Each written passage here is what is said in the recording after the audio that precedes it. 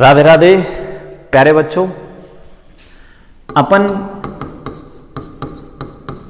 P block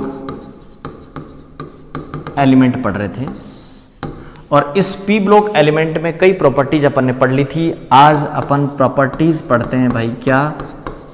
electro negativity. ये लो भाई, electronegativity पढ़ते हैं अपन। ठीक भाई, अब ये जो इलेक्ट्रोनेगेटिविटी है, ये इलेक्ट्रोनेगेटिविटी होती क्या है भाई, इसकी बात करते हैं। देखो अपन यहां क्या होती है, ध्यान से सुने।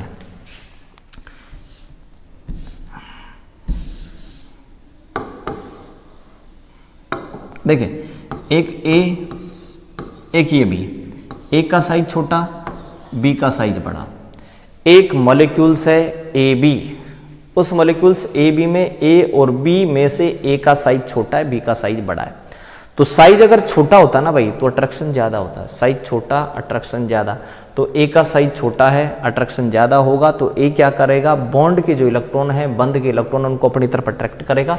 तो इलेक्ट्रॉन बॉन्ड के ए की तरफ खिसक के आ गए। इस कारण से ए पर पार्शियल नेगेटिव लिख दिया, बी पर पार्शियल पॉजिटिव लिख दिया। चार्ज सेपरेशन हो गया। इस चार्ज सेपरेशन का रीजन क्या है? क्योंकि यहां पर इस ए की इलेक्ट्रोनेगेटिविटी बी से ज्यादा है। तो इलेक्ट्रोनेगेटिविटी होती क्या भाई, बंद के इलेक्ट्रॉनों को, बॉन्ड के इलेक्ट्रॉनों को अपनी तरफ खींचने की जो टेंडेंसी होती है ना, उसी को आप इलेक्ट्रोनेगेटिविटी बोलते हैं। बंद के इलेक्ट्रॉनों को, बॉन्ड के इलेक्ट्रॉनों को अपनी तरफ खींचने की टेंडेंसी क्या कहलाती है? इलेक्ट्रोनेगेटिविटी कहलाती है। इलेक्ट्रोनेगेटिविटी किसकी ज्यादा है? ए की ज्यादा है बी से। क्यों? ए का साइज छोटा है। तो साइज अगर छोटा तो वो क्या करेगा, इलेक्ट्रॉनों को अपनी तरफ खींच लेगा। अपनी तरफ खींच लेता है तो इस ए पर पार्शियल नेगेटिव, बी पर पार्शियल पॉजिटिव आ जाएगा भाई। ठीक है, ये होती है इलेक्ट्रोनेगेटिविटी। तो इलेक्ट्रोनेगेटिविटी फिर दोबारा बताता हूं आपको, होती क्या है, बॉन्ड के जो इलेक्ट्रॉन है उनको अपनी तरफ खींचने की टेंडेंसी इलेक्ट्रोनेगेटिविटी कहलाती है। अगर आप मान लीजिए अपन ये बोरोन, ये कार्बन, ये नाइट्रोजन, ये ऑक्सीजन, ये फ्लोरीन। फ्लोरीन की इलेक्ट्रोनेगेटिविटी सबसे ज्यादा होती है भाई 4। ध्यान रखना, यहां मैंने अभी आपको ये बताया कि साइज अगर छोटा है, साइज अगर छोटा है तो EN ज्यादा होगी, साइज अगर कम है तो इलेक्ट्रोनेगेटिविटी ज्यादा होगी। ये रिलेशन है, उल्टा रिलेशन है। साइज छोटा, इलेक्ट्रोनेगेटिविटी ज्यादा। क्या होता जा रहा भाई, एक पीरियड की अगर आप बात करें तो एक पीरियड में अगर आप लेफ्ट टू राइट जाते हैं तो लेफ्ट टू राइट जाने पर जेड स्टार इंक्रीज होता है। जेड स्टार इंक्रीज होता है तो साइज डिक्रीज होता है, साइज डिक्रीज होता है तो EN बढ़ती जाएगी भाई। तो सबसे ज़्यादा EN फ्लोरीन की होती है एक पीरियड की बात करें पी ब्लॉक में तो। ठीक है, अब अपन पीरियड की बात करने के बाद किस में चलें, ग्रुप में चलते हैं।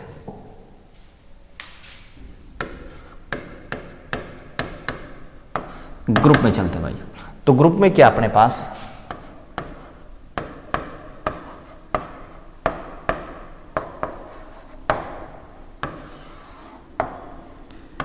N इंक्रीज, साइज इंक्रीज, और साइज इंक्रीज होगा तो ध्यान रखना EN घटेगी।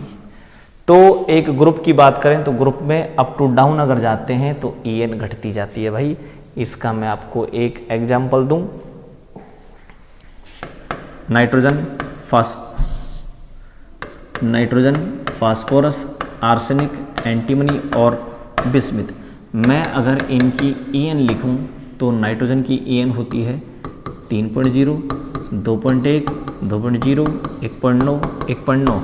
तो अप टू डाउन जाएं, देखो अप टू डाउन जाने पर क्या होता है, N इंक्रीज होता है, साइज इंक्रीज होता है, साइज इंक्रीज हो रहा है, देखो EN घटती जा रही है। अगर मान लो आपको EN का ऑर्डर देखना है, 2-3 एलिमेंट आपसे पूछे कि इनकी EN का ऑर्डर बताएं, तो ध्यान रखना आप फोन कर लेना। फोन कर लेना किसके पास, ब्रदर के पास। फोन कर लेना ब्रदर के पास। तो सबसे ज्यादा होती है फ्लोरीन की, फिर ऑक्सीजन की, फिर नाइट्रोजन की, फिर क्लोरीन की, फिर ब्रोमीन की। तो सबसे ज़्यादा जो इलेक्ट्रोनेगेटिविटी होती है वो फ्लोरीन की होती है 4.0, ऑक्सीजन की होती है 3.5, नाइट्रोजन की होती है 3.0, क्लोरीन क्या रहा है कि 3.0 होती है, ब्रोमीन आ गया। ठीक है, तो ये कुल मिलाकर के ये इनकी EN है कि एक वर्ग में अगर आप ऊपर से नीचे जाएंगे तो जो EN है ना भाई, वो EN क्या होती जाती है बताएं, घटती जाती है। पहली प्रॉपर्टीज आपने पढ़ ली EN। इस पहली प्रॉपर्टीज के बाद मैं दूसरी प्रॉपर्टीज आपको बताऊं। दूसरी प्रॉपर्टी लिखता हूं भाई मैं, डेंसिटी। ठीक है, डेंसिटी होती क्या है, D बराबर होता है भाई M/V। तो इस D के बीच और M के बीच डायरेक्ट प्रोपोर्शनल, ठीक है, और D के बीच और V के बीच इनवर्सली प्रोपोर्शनल। तो D के बीच M के बीच सीधा संबंध है, डायरेक्ट प्रोपोर्शनल है। ये जो रिलेशन लगता है ये लगता है, ध्यान रखना, एक ग्रुप में, और ये जो V के बीच और D के बीच लगता है ये लगता है एक पीरियड में। अगर मान लीजिए मैं इसको लगाना चाहूं तो कैसे लगाऊंगा, देखें।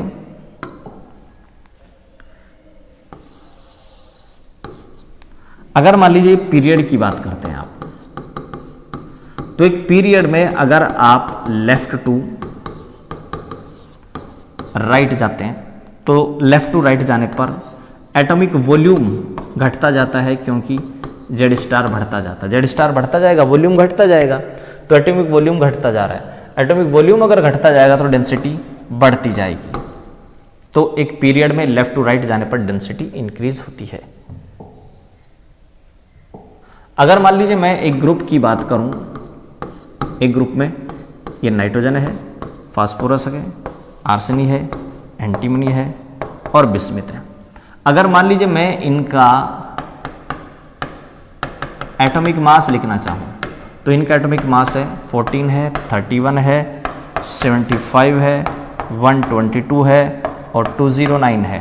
तो आप ऊपर से नीचे देखें, ऊपर से नीचे जाने पर M इंक्रीज हो रहा है, एटॉमिक मास इंक्रीज हो रहा है। और आपको पता है कि D इक्वल M/V में इस D के बीच और M के बीच ये रिलेशन है। तो अगर मान लीजिए M इंक्रीज होगा तो सीधी बात है D भी इंक्रीज होगा। तो ग्रुप में D बढ़ता जा रहा है, पीरियड में भी D बढ़ता जा रहा है। यानी कुल मिला के बात यह है कि चाहे ग्रुप हो और चाहे पीरियड हो, लेफ्ट टू राइट जाएं डेंसिटी इंक्रीज होगी, अप टू डाउन जाएं डेंसिटी इंक्रीज होगी भाई। ठीक है, प्रॉपर्टी चल रही है, दूसरी प्रॉपर्टीज लेते हैं अपन इसकी, क्या, एलोट्रोपी।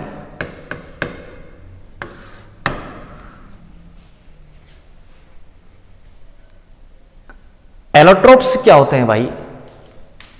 एलोट्रोप्स होते हैं कि जिनके फिजिकल जो प्रॉपर्टीज है, फिजिकल प्रॉपर्टीज अगर आप उनकी देखें तो फिजिकल प्रॉपर्टीज तो उनकी मिलेंगी भाई डिफरेंट, लेकिन केमिकल प्रॉपर्टीज मिलेगी उनकी सेम। एलोट्रोप्स कहलाते हैं किसी भी एलिमेंट के। ठीक है, यहां पर आपके पास नाइट्रोजन और बिस्मिथ इन दोनों के एलोट्रोप्स नहीं है। अगर आप फास्फोरस की बात करें तो फास्फोरस के यहां पर 3 एलोट्रोप्स हैं, रेड, व्हाइट और ब्लैक। फास्फोरस के 3 एलोट्रोप्स हैं भाई, 3 एलोट्रोपिक फॉर्म में पाया जाता है फास्फोरस। 3 इसके अपर रूप हैं। ठीक है, 3 अपर रूप कौन कौन से हैं? लाल, श्वेत और ब्लैक। ठीक है, काला। तो 3 अपर रूप है। अपर रूप क्या होते हैं? दोबारा सुन लें, अपर रूप या एलोट्रोप्स होते हैं कि जिनके भौतिक गुण या फिजिकल प्रॉपर्टीज तो क्या हो, उनकी डिफरेंट हो। ठीक है, लेकिन उनकी केमिकल प्रॉपर्टीज, रासायनिक गुण समान होते हैं। फास्फोरस के हो गए। फास्फोरस के बाद में बात करूं किसके? आर्सेनिक के और एंटीमनी के। आर्सेनिक और एंटीमनी के भी 2 एलोट्रोपिक फॉर्म में पाया जाता है। ये भी, इसके भी दो अपर रूप हैं, एक होता है इसका येलो और दूसरा होता है भाई ग्रे। तो येलो और ग्रे दो एलोट्रोपिक फॉर्म होते हैं आर्सेनिक एंटीमनी के, ठीक है, और तीन होते हैं फास्फोरस के, रेड, व्हाइट और ब्लैक, और नाइट्रोजन और बिस्मिथ के नहीं होते। कई बुक्स में नाइट्रोजन के लिखा हुआ है भाई कि अल्फा नाइट्रोजन, बीटा नाइट्रोजन, ठीक है, कई जगह लिखा हुआ है। तो ये हो गया आपके पास क्या, सेकंड प्रॉपर्टीज। बात करें अपन अब इसकी थर्ड प्रॉपर्टीज की, ठीक है भाई। मैं थर्ड प्रॉपर्टीज इसकी लेता हूं भाई क्या, मेटालिक कैरेक्टर। मेटालिक कैरेक्टर लेता हूं। मेटालिक कैरेक्टर होता है क्या भाई, मेटल्स क्या होती है, मेटल की एक टेंडेंसी होती है कि वो इलेक्ट्रॉन त्याग करके धनायन बनाती है, कैटायन बनाती है। तो जो इलेक्ट्रॉन ईजीवे में त्याग देंगी, जैसे मान लीजिए मैं दो एटम लेता हूं,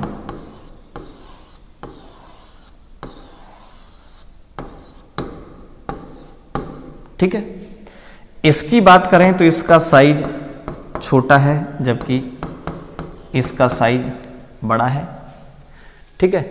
अब यहां बात करें इस न्यूक्लियस के बीच और इस इलेक्ट्रॉन के बीच, यहां पर जो अट्रैक्शन है वो अट्रैक्शन बहुत ज्यादा है, जबकि यहां बात करें तो यहां पर जो अट्रैक्शन है वो कम है।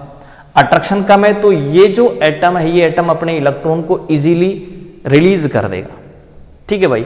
यानी इस एटम की बात करें तो ये इजीली डोनेट कर देगा किसको, इलेक्ट्रॉन को, ठीक है। और ये अपने इलेक्ट्रॉन को इजीली डोनेट नहीं करेगा, यानी इस इलेक्ट्रॉन को बाहर निकालने के लिए आवश्यक एनर्जी बहुत ज्यादा होगी। आवश्यक एनर्जी बहुत ज्यादा होगी, इसका मीन्स आईपी बहुत ज्यादा होगी। इस इलेक्ट्रॉन को बाहर निकालने के लिए जो एनर्जी है वो बहुत कम चाहिए, तो यहां आईपी कम है। आईपी कम है, इजीली इलेक्ट्रॉन त्याग देगा, इजीली इलेक्ट्रॉन डोनेट कर देगा।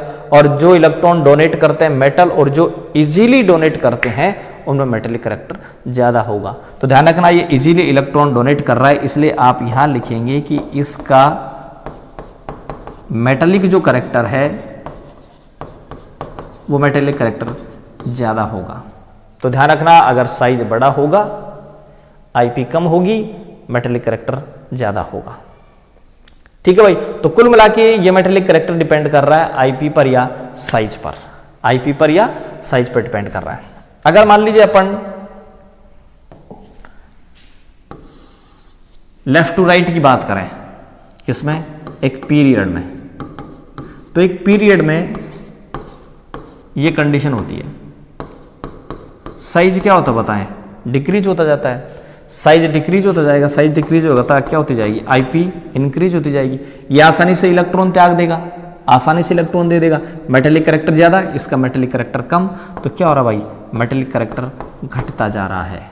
तो पीरियड में मेटेलिक कैरेक्टर घटता जाता है। अगर अपन बात करें किसकी, एक ग्रुप की बात करें, ग्रुप की बात करें तो देखें ये नाइट्रोजन, फास्फोरस, आर्सेनिक, एंटीमनी और बिस्मिथ। साइज की अगर बात करें तो साइज देखें, अप टू डाउन जाएं आप, एन इंक्रीज होगा, एन इंक्रीज होगा तो साइज इंक्रीज होगा, और साइज अगर इंक्रीज होता जाएगा तो आईपी घटती जाएगी। ये इजीओ में इलेक्ट्रॉन त्याग देगा, इसका मेटेलिक कैरेक्टर बहुत ज्यादा होगा। तो मेटेलिक कैरेक्टर सबसे ज्यादा होगा किसका, बिस्मिथ का, और सबसे कम किसका होगा, नाइट्रोजन का। तो अप टू डाउन अगर जाते हैं तो मेटेलिक कैरेक्टर इंक्रीज होते जाते हैं भाई। तो सबसे ज्यादा मेटेलिक कैरेक्टर होंगे बिस्मिथ के,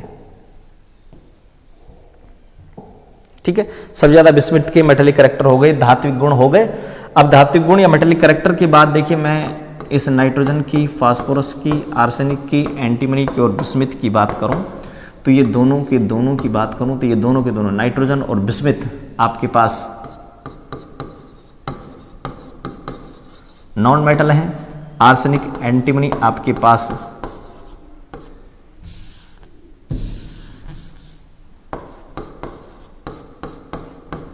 मेटलॉइड हैं, और ये बिस्मिथ की बात करें तो ये आपके पास मेटल है। कुल मिलाकर के अप टू डाउन जाएं तो मेटेलिक कैरेक्टर इंक्रीज होते जा रहे हैं। सबसे ज़्यादा मेटेलिक कैरेक्टर बिस्मिथ में होंगे। ठीक है भाई, तो कुल मिलाकर के आपने यहां पर आज क्या पढ़ा है बताएं। पहला आपने पढ़ा है भाई इलेक्ट्रो नेगेटिविटी, ठीक है। दूसरा इलेक्ट्रोनेगेटिविटी के बाद आपने पढ़ा क्या भाई, डेंसिटी। डेंसिटी के बाद आपने पढ़ा क्या, मेटेलिक कैरेक्टर। और मेटेलिक कैरेक्टर के बाद आपने पढ़ा क्या, एलोट्रोपी। तो ये चार, सबसे पहले आपने इलेक्ट्रोनेगेटिविटी पढ़ लिया, फिर डेंसिटी पढ़ लिया, फिर एलोट्रोपी पढ़ लिया, फिर मेटेलिक कैरेक्टर पढ़ लिए। तो ये चार आपने प्रॉपर्टीज आज पढ़ी हैं। पांचवी प्रॉपर्टीज लेकर के अपन कल फिर हाजिर होंगे। तब तक के लिए आप मुझे इजाजत दें। दूसरी बात, घर रहें, सुरक्षित रहें। जब भी घर से बाहर निकलना मास्क का प्रयोग जरूर करें। धन्यवाद।